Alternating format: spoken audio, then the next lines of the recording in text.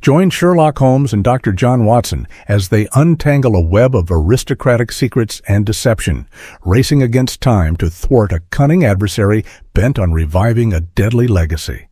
Will the legendary duo prevent the clock from striking a fatal hour? Stay tuned as the mystery unfolds, revealing that in the world of Sherlock Holmes, not everything is as it appears. The storm had been building with an unrelenting fury over London, the wind howling as if voicing the city's hidden secrets, and rain lashed against the windows of 221B Baker Street with ferocious intent. Inside, the warm glow of a gas lamp cast a soft light over the room where Sherlock Holmes and Dr. John Watson were ensconced in their respective pursuits. Holmes, leaning back against his chair with his fingers steepled beneath his chin, was lost in thought, gazing intently at the ceiling as though the solution to an intricate problem was written there. Watson, slightly more engaged with the earthly matters, was absorbed in a medical journal, his reading glasses perched precariously on the bridge of his nose. The clock on the mantelpiece chimed ominously, marking the late hour, yet neither man seemed inclined to retire. It was then that the night's silence was abruptly shattered by a desperate knocking at the door. Holmes's eyes flickered with a hint of intrigue, and Watson, accustomed to their routine, placed his journal down with a resigned sigh. "I'll get it, Holmes," Watson muttered, unfolding himself from his chair. He wasn't entirely surprised by the interruption. Their residence at Baker Street was no stranger to late-night visitors, especially those bearing troubles of a mysterious or distressing nature. Opening the door, Watson was met by the sight of a woman, her appearance bespeaking both urgency and high breeding. Her hair, though elegantly styled, was somewhat disheveled by the wind, and her eyes, wide with a mingling of fear and determination, fixed upon Watson with an intensity that bespoke her desperate need for the detective's services. "Dr. Watson?" she asked, her voice trembling slightly from the cold, or perhaps fear. "I must speak with Mr. Holmes immediately. It is a matter of great urgency." "Please, come in," Watson said, stepping aside. He led her into the sitting room where Holmes now sat upright, his attention fully engaged. The woman took a moment to compose herself, smoothing her skirt as she took the seat Watson offered. She then turned her gaze to Holmes, who was observing her with a calculating eye. "My name is Lady Eleanor Pembroke," she began, her voice steadying as she spoke. "I find myself in a situation most distressing, and I am at my wits' end." Holmes nodded for her to continue, his demeanor calm, yet distinctly attentive. "This evening," Lady Pembroke continued, "a package was delivered to my estate. It was left at the front door, without a courier in sight. Inside the package was a clock, a rather large, ornate table clock, encased in crimson and gold. Accompanying it was a note, which read, 'Time runs out at the 11th hour.'" Watson felt a chill at her words, noticing too that Holmes's interest had visibly sharpened. "And this clock," Holmes interjected, "did it function?" "Yes, Mr. Holmes. At precisely midnight, it chimed 11 times, even though the hour was 12. The sound was not merely that of a clock striking the hour, it was haunting, almost foreboding. It filled the entire house with dread." "Interesting," Holmes murmured, his brain clearly racing through the implications. "And was there anything else unusual about this delivery, or the clock itself?" Lady Pembroke hesitated, then leaned forward, lowering her voice as though the walls themselves might overhear. "The servants are terrified. They speak of an old family legend, a curse that befell a 17th century ancestor involved in nefarious deeds. They believe this clock is a harbinger of doom, signaling the revival of old feuds and misfortunes." Holmes steepled his fingers, his eyes glinting with the thrill of the chase. "And what do you believe, Lady Pembroke?" "I do not know what to believe, Mr. Holmes. I am a rational woman, but the fear this object has instilled in my household is palpable and deeply unsettling. I need your help to unravel this mystery." Holmes rose from his chair, a decisive glint in his eye. "Watson, we shall visit Pembroke Manor first thing on the morrow. It seems we have a case that involves not only the physical, but the psychological and possibly the supernatural." Watson nodded, his medical mind intrigued by the symptoms of fear and their possible causes. "Thank you, Mr. Holmes," Lady Pembroke said, a trace of relief in her voice as she rose. "I feel a great weight lifted, knowing you are on this." As Lady Pembroke departed, the storm outside seemed to momentarily abate, as if the elements themselves were pausing in anticipation of the investigation to come. Holmes returned to his chair, already lost in thought, while Watson, knowing the adventure that awaited them, prepared himself for what was sure to be a case as chilling as it was enigmatic. The journey to Pembroke Manor the following morning was a quiet one, as both Holmes and Watson were lost in their thoughts, the carriage wheels rolling steadily beneath them. The storm had cleared, leaving in its wake a crisp, bright day that belied the tension of the task ahead. As they approached the stately home, the imposing facade of Pembroke Manor loomed, its ancient stones whispering of bygone days and deep-seated secrets. Upon their arrival, they were greeted by the butler, a solemn man named Mr. Higgins, who led them through the ornate hallways to the drawing room where Lady Pembroke awaited. She seemed slightly more composed than the night before, but still visibly troubled. "Mr. Holmes, Dr. Watson, thank you for coming so swiftly," she greeted them, her voice echoing slightly in the grand room. "I must tell you something else that has transpired which only adds to the urgency of your investigation." Holmes raised an eyebrow, a silent prompt for her to continue. "Last night, after our meeting, one of the servants, a young footman named Michael, vanished. He was last seen heading towards the servants' quarters, but by morning, he was nowhere to be found. None of the other servants have seen him since. A disappearance on top of this mysterious delivery is most troubling indeed," Holmes remarked, his mind already turning over the facts. "Tell me, was this Michael in any way unusual? Had he any grievances, or had he behaved oddly prior to his disappearance?" Lady Pembroke shook her head. "Not at all, Mr. Holmes. Michael was a very loyal and cheerful young man, well liked by everyone. His disappearance has left us all the more bewildered and frightened." Holmes nodded thoughtfully and then stood. "With your permission, Lady Pembroke, I should like to examine the clock and then perhaps speak to some of the staff." "Of course, Mr. Holmes. I will have Mr. Higgins show you to the clock immediately." Led by the butler, they were taken to a dimly lit study where the infamous crimson clock stood on a mantel. The clock was indeed striking in appearance, its glossy crimson veneer inlaid with intricate golden filigree that glinted in the light of the morning sun streaming through a nearby window. Holmes approached it cautiously, his eyes scanning every detail before he reached out to touch it.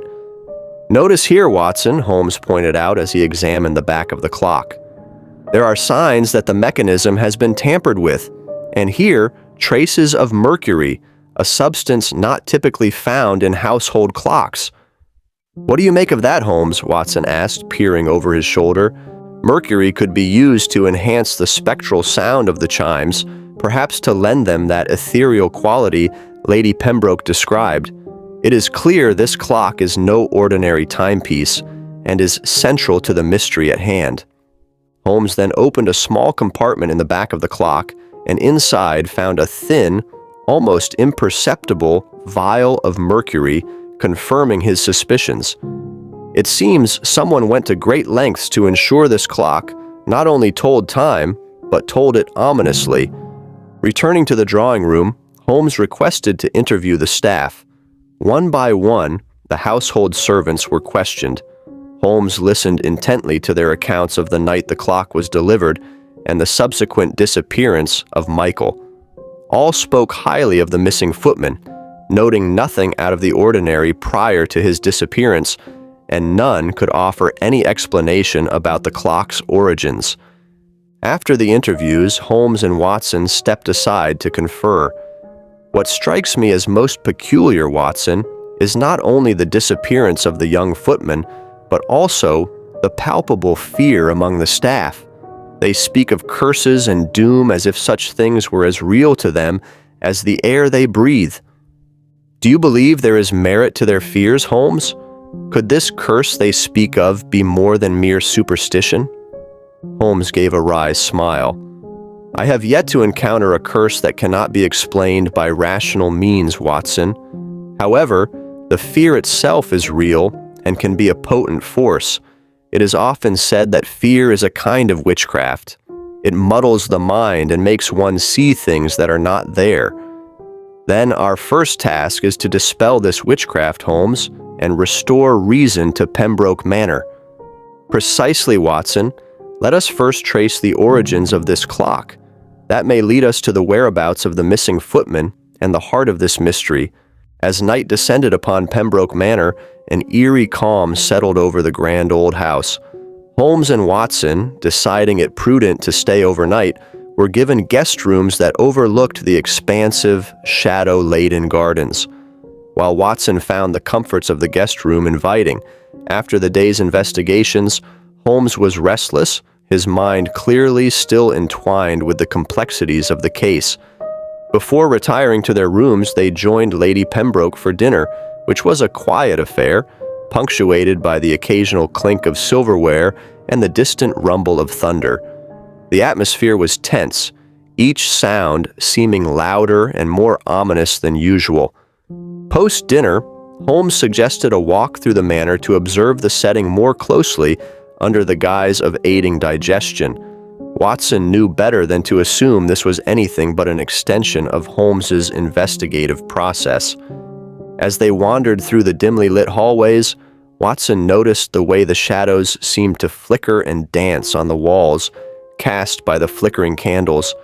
It was then that Holmes suddenly paused, tilting his head slightly as if he heard something beyond the range of normal hearing. "Do you hear that, Watson?" Holmes whispered, his voice barely audible. Watson strained his ears, and after a moment he too could hear it, a faint, almost imperceptible sound that seemed like a mixture of scraping and tapping coming from the end of the corridor. Without a word, Holmes gestured for Watson to follow, and they made their way towards the sound. As they approached, the noise ceased abruptly, and they found themselves outside the library. Holmes carefully opened the door, but the room was empty, the only movement that of the curtains billowing slightly from a night breeze. "It seems we've lost whatever it was," Watson said, a hint of disappointment in his voice. "On the contrary, my dear Watson, it has only just begun to reveal itself," Holmes replied, his eyes scanning the room. "Let us wait here for a moment." They stood in silence, the tension palpable. After a few minutes, a soft thud came from somewhere within the room. Holmes swiftly moved towards the sound, his steps silent. Watson watched as Holmes approached a large bookcase, his fingers deftly exploring the wooden frame. Suddenly, Holmes pressed a small, almost invisible lever, and the bookcase swung open, revealing a narrow, hidden passage. "Ah, what have we here?" Holmes murmured, his face lit by the thrill of discovery. With only the light of a single candle to guide them, Holmes and Watson entered the passage. The air grew cooler as they proceeded, the walls closing in around them until they emerged into a small, secret room. The room was filled with old ledgers, maps, and various documents strewn about, as if someone had recently been searching through them. "This appears to be a hidden study, or perhaps a place of safekeeping," Holmes observed, examining the contents of the room. "Someone in this house has secrets worth concealing." As they searched the room, Watson noticed another piece of parchment, this one fresher than the others. He picked it up and read the message scrawled in a hurried, almost frantic hand. "You cannot turn back the hands of fate." "Holmes, look at this," Watson said, handing the note to Holmes. Holmes took the parchment, his eyes narrowing as he read. This message, combined with our midnight encounter, suggests that someone within these walls is driving the fear surrounding the Pembroke curse. They spent a few more minutes examining the hidden room, finding little else of immediate relevance. As they made their way back to the main part of the manor, Holmes was thoughtful, his mind clearly piecing together the clues they had uncovered.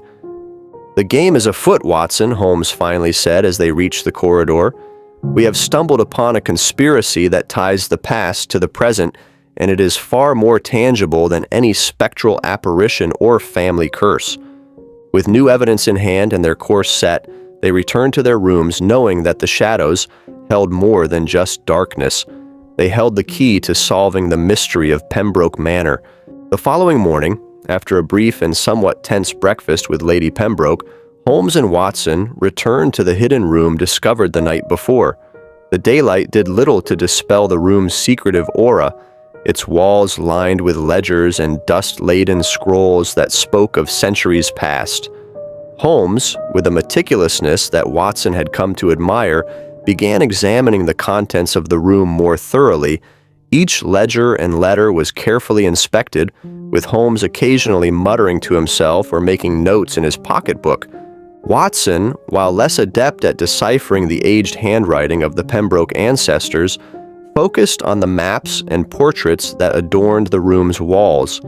It was during this examination that he uncovered a framed genealogy chart hidden behind a faded painting of the Pembroke estate. The chart detailed the Pembroke lineage, with various notes scribbled in the margins.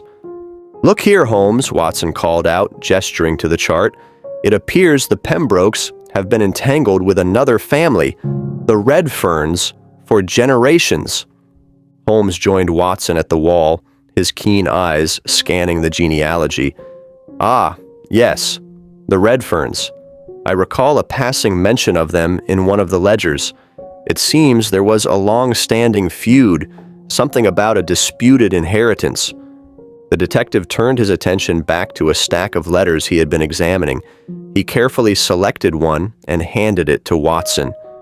"This letter, dated some 200 years ago, speaks to that very feud. It mentions a grievous betrayal that led to a blood debt that the Redferns vowed to repay. The implications of such a feud cast a shadow over their investigation, suggesting that the curse and the Crimson Clock might be rooted in a very real and very dangerous historical conflict. Now, let us consider the implications of this blood debt," Holmes mused, pacing the length of the room. "If the descendants of the Redferns are still seeking retribution, it could very well explain the recent events here at Pembroke Manor." "But would a feud that old really carry over to the present day?" Watson asked, skepticism in his tone. Holmes stopped pacing and fixed Watson with a meaningful look. "Never underestimate the power of a long-standing family grudge, Watson. It can simmer beneath the surface for generations, only to erupt when the conditions are ripe." With this new hypothesis in mind, Holmes proposed a plan to delve deeper into the Redfern connection. "We must gather more information about the current Redferns. If they are indeed behind this, there will be evidence linking them to the clock, and perhaps even to the disappearance of the footman Michael." They spent the remainder of the morning in the secret room, compiling a list of names, dates, and possible contacts who could provide insight into the Redfern family's current status and activities. By midday, they had a clear course of action. Holmes decided to send telegrams to several of his informants in London, requesting any available information on the Redferns. Meanwhile, he suggested that they revisit the staff and inquire more directly about any recent interactions with the Redfern family or any unknown visitors to the manor. As they prepared to leave the secret room, Holmes paused by the door, his hand on the frame. "This case, Watson, it intertwines the past and the present in ways that are seldom seen. We are not merely uncovering a simple act of theft or malice, but perhaps revealing the dark heart of a century-old vendetta." With a determined nod, Watson followed Holmes out of the room. The weight of history was upon them, and the day promised to bring them closer to either a resolution or further entanglement in the Pembroke-Redfern legacy. As the day waned into a dusky evening, Holmes and Watson continued their inquiries around Pembroke Manor. They had spent the afternoon interviewing the household staff once again, this time focusing on any recent interactions with the Redferns or unusual visitors. The staff remained tight-lipped, either out of fear or loyalty, but their anxiety was palpable, suggesting that they too felt the undercurrents of danger swirling about the estate.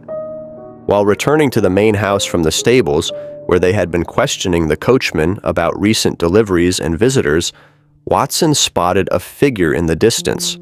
The man, cloaked and moving furtively among the shadows of the garden's ancient trees, seemed to be making his way toward the back entrance of the manor. "Holmes! Look there!" Watson whispered urgently, nodding toward the mysterious figure. Holmes's eyes narrowed as he observed the cloaked man. "Quickly, Watson! We mustn't lose him. He could be the key to unraveling this entire affair." They hastened their pace, their footsteps silent on the soft earth.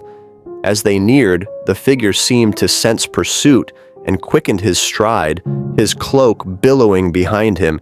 Despite their best efforts to move quietly, a twig snapped under Watson's foot, and the figure broke into a run. A chase ensued, with Holmes and Watson darting through the garden's labyrinthine pathways, the silhouette of the man just ahead. The pursuit led them to a thick copse of trees at the edge of the property, where the man's cloak snagged on a branch, slowing him momentarily. This allowed Holmes and Watson to close the distance.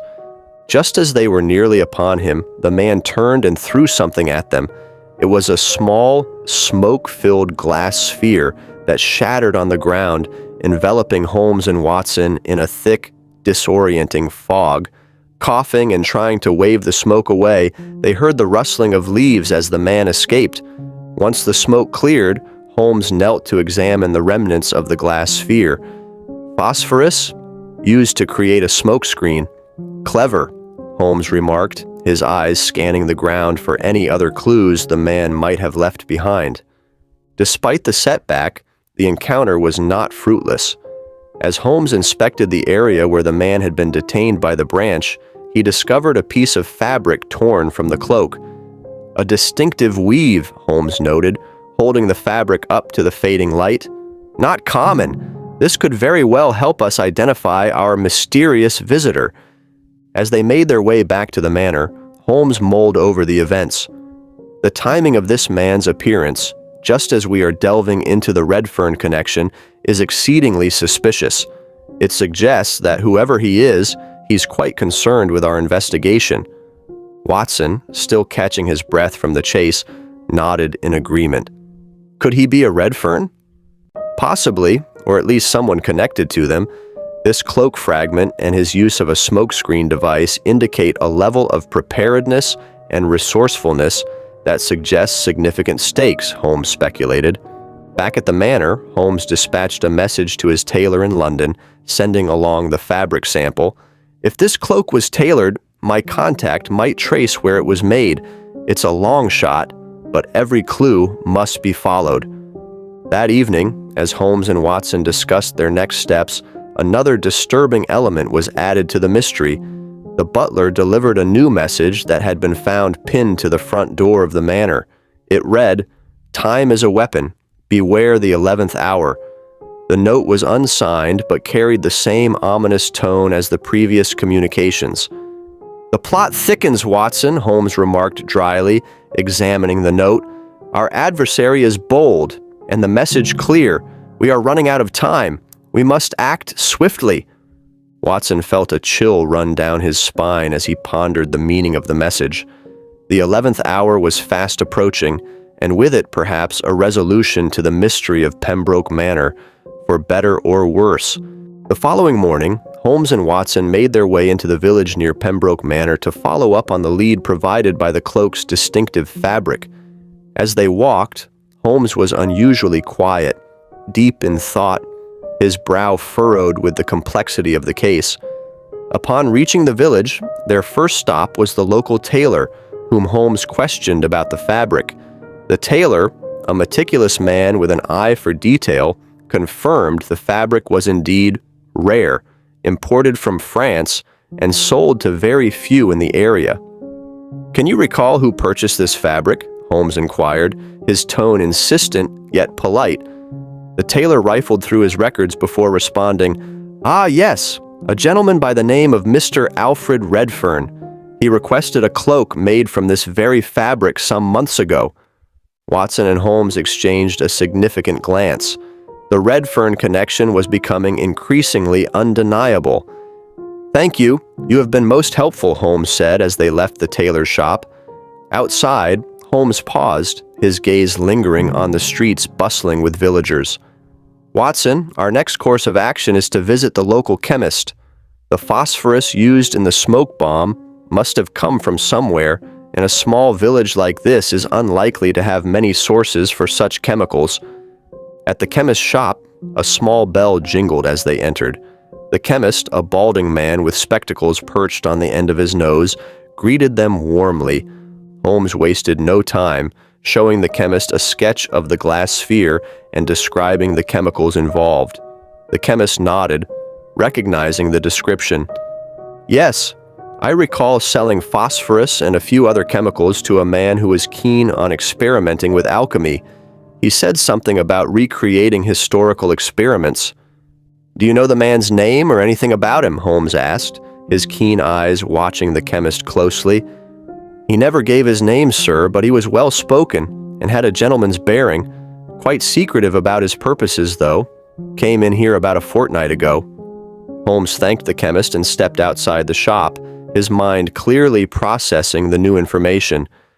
"Alchemy, Watson. Our mysterious figure has an interest in historical sciences. This aligns curiously with the nature of the feud based on ancient grievances. They decided to visit the local library to research any historical alchemical practices in the region that might connect to the Pembrokes or the Redferns. The librarian, intrigued by their request, directed them to a collection of local historical records. As Holmes and Watson pored over the dusty tomes and papers, Holmes's fingers suddenly stopped on a page. "Here, Watson, look at this." He pointed to an old manuscript detailing a notorious alchemist known to have connections with the Redfern family in the 17th century. The manuscript mentioned experiments with time perception and fear-inducing concoctions. "This is most enlightening," Holmes mused. "Our adversary uses the cloak and phosphorus as tools of fear, much like an alchemist from the past might use his concoctions to awe and terrify." Watson, looking over the manuscript, added, "It seems this feud and its methods are steeped in much older traditions than we realized." Armed with this new understanding, Holmes and Watson returned to Pembroke Manor to confront Lady Pembroke with their findings. They found her in the drawing room, looking more anxious than ever. "Lady Pembroke, we have uncovered significant connections between the Redferns and ancient alchemical practices," Holmes began, detailing their discoveries. "It appears that the current events may be the result of this deep-rooted legacy." Lady Pembroke listened intently, her face pale. "What can we do, Mr. Holmes? How do we stop this from escalating further?" Holmes's expression was grave but resolute. "Tonight, we must catch our alchemist in the act. We shall lay a trap, and with your help, we will end this once and for all." As dusk fell over Pembroke Manor, Holmes, Watson, and a very determined Lady Pembroke prepared for what they hoped would be the final act in the haunting drama that had enveloped the estate. The atmosphere at Pembroke Manor was tense as nightfall approached, casting long shadows across the ornate halls and aging portraits. Sherlock Holmes, Dr. John Watson, and Lady Pembroke gathered in the study, finalizing their plans for the evening. Holmes had laid out a meticulous strategy, each detail crafted with his characteristic precision. "As the clock approaches 11, I suspect our elusive alchemist will make his move," Holmes explained, his eyes sharp and focused. "He seems to thrive on the symbolic significance of time, and the 11th hour has been a recurring theme in his messages." Lady Pembroke nodded, her expression resolute, yet tinged with apprehension. "What do you require of me, Mr. Holmes?" "You must be the bait, Lady Pembroke," Holmes said gently, understanding the weight of his request. "You will act as if tonight is like any other, retiring to your room at the usual hour. Watson and I will be in hiding, ready to apprehend our suspect when he reveals himself." Lady Pembroke agreed, her courage fortified by the desire to see an end to the threats that had plagued her family. With the plan set, Watson checked his service revolver while Holmes reviewed the positions they would take within the manor. The clock's hands moved inexorably towards 11 as the house settled into a quiet unease. Holmes and Watson concealed themselves in adjacent rooms with a clear view of the hallway leading to Lady Pembroke's bedroom, where the final confrontation was expected to occur. Minutes ticked by, each second stretching longer than the last, until the distant chimes of the clock began to sound, reverberating through the silent manor. The haunting tones of the 11th strike had barely faded when a subtle disturbance, a slight creak of a floorboard, signaled that someone was approaching. Peering from his hiding spot, Holmes observed a shadowy figure dressed in a dark cloak, moving with deliberate stealth towards Lady Pembroke's room. As the figure reached the door and gently turned the handle, Holmes and Watson sprang from their concealment. "Stay where you are," Holmes commanded, his voice calm but authoritative. The figure halted, caught by surprise, and slowly turned to face the detectives, the light revealing his features. It was Mr. Alfred Redfern, his expression a mixture of shock and defiance. Holmes stepped forward, his demeanor unyielding. "Mr. Redfern, I presume. We have been expecting you." Redfern's composure cracked, and his shoulders slumped in resignation. "Holmes, you do not understand," he began, his voice tinged with desperation.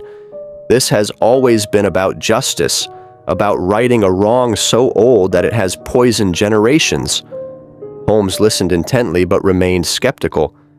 "And you chose to exact this justice through fear and manipulation? There are lawful ways to resolve disputes, Mr. Redfern." Redfern shook his head, a bitter smile playing on his lips. "The law has never favored us, not since the Pembrokes betrayed our ancestors. This was the only way to make them feel the depth of our despair." Holmes's gaze never wavered. "And what of the young footman, Michael? Was he a casualty of your vendetta?" Regret flashed across Redfern's face. "He discovered my identity by accident. I had no choice but to confine him. He is unharmed, I assure you." With Redfern's admission, Watson moved to secure him, while Holmes communicated quietly with the local constabulary to retrieve Michael and take Redfern into custody. As the ordeal drew to a close, Lady Pembroke entered the hallway, relief evident on her face. "Mr. Holmes, Dr. Watson, I cannot thank you enough. Tonight, you have lifted a terrible burden from Pembroke Manor." Holmes offered her a reassuring nod. "It is our duty, Lady Pembroke. Justice, truth, and peace must always prevail over shadows and fears." With Redfern in custody and the mystery unraveled, the manor slowly began to return to normalcy. However, the echoes of the past would linger a bit longer, a reminder of the deep-seated grievances that had almost torn a family apart. Holmes and Watson, satisfied with their resolution of the case, prepared to return to London, their partnership strengthened by yet another shared adventure into the darker corners of human history and emotion. The morning light streamed through the windows of Pembroke Manor, casting gentle patterns on the floors and walls and touching the faces of those gathered in the drawing room with a soft warmth. Lady Pembroke, Sherlock Holmes, and Dr. John Watson sat with cups of tea, reflecting on the events of the night before. The local police have taken Mr. Redfern into custody, and young Michael has been found safe, albeit a bit shaken from his ordeal. Holmes began, breaking the morning's silence. "He was confined in an old cellar, used long ago for storing wine. Thankfully, he is unharmed and will be returning to his duties soon, should he choose." Lady Pembroke sighed, a mixture of relief and sorrow. It is a great comfort to know the matter is resolved, yet it is tragic that such familial bitterness led to this. "Mr. Holmes, however can I thank you?" Holmes waved away her gratitude with a modest hand. "It is all in a day's work for us, Lady Pembroke. However, ensuring that such a feud does not arise again might be worth looking into." Watson nodded in agreement. "Perhaps this is an opportunity for reconciliation, or at least a détente, between the remaining members of the Pembroke and Redfern families." "Yes, I believe you are right, Dr. Watson," Lady Pembroke replied thoughtfully. "I must consider how best to extend an olive branch to the Redferns, despite everything. It is what my ancestors should have done long ago." Holmes looked pleased with her response. "A wise decision, Lady Pembroke. It is often these old wounds, left to fester, that create the monsters we later fear the most." With the formalities winding down, Holmes and Watson prepared to leave Pembroke Manor. As they gathered their belongings, Holmes paused by the crimson clock, which had been the harbinger of all the recent turmoil. He studied it for a moment, contemplative. "An interesting object, Watson," Holmes remarked, "but I believe the manor would be better off without it. It may be prudent to remove it, lest it become a symbol of fear once more." Lady Pembroke agreed and instructed the butler to have the clock stored away in the attic, perhaps eventually to be forgotten. As they stepped outside, the fresh country air seemed to cleanse the last remnants of the mystery they had unraveled. Holmes took a deep breath, looking out towards the horizon. "The human psyche is much like these rolling hills, Watson. There are valleys and peaks, hidden views and obvious ones. Our job is often to navigate these landscapes, bringing clarity to the obscured sights." Watson smiled, recording this moment in his mind for future retelling. "And what a navigation it has been, Holmes. From a mysterious crimson clock to a family feud centuries old." "Yes, indeed," Holmes said as they walked towards the carriage, waiting to take them back to London. "And let us hope our next adventure is as stimulating, but perhaps a bit less ominous." With that, the carriage rolled away from Pembroke Manor, leaving behind the shadows of the past, now dispelled by the light of truth and reconciliation. Watson glanced back once, thinking about the manuscript of their adventures he would soon pen. This case, with its deep emotional currents and dramatic resolution, would make a fine chapter, a testament to the enduring partnership between Sherlock Holmes and himself, and to their unending quest to bring light to the darkest mysteries. Join Sherlock Holmes and Dr. John Watson as they untangle a web of aristocratic secrets and deception, racing against time to thwart a cunning adversary bent on reviving a deadly legacy. Will the legendary duo prevent the clock from striking a fatal hour? Stay tuned as the mystery unfolds, revealing that in the world of Sherlock Holmes, not everything is as it appears.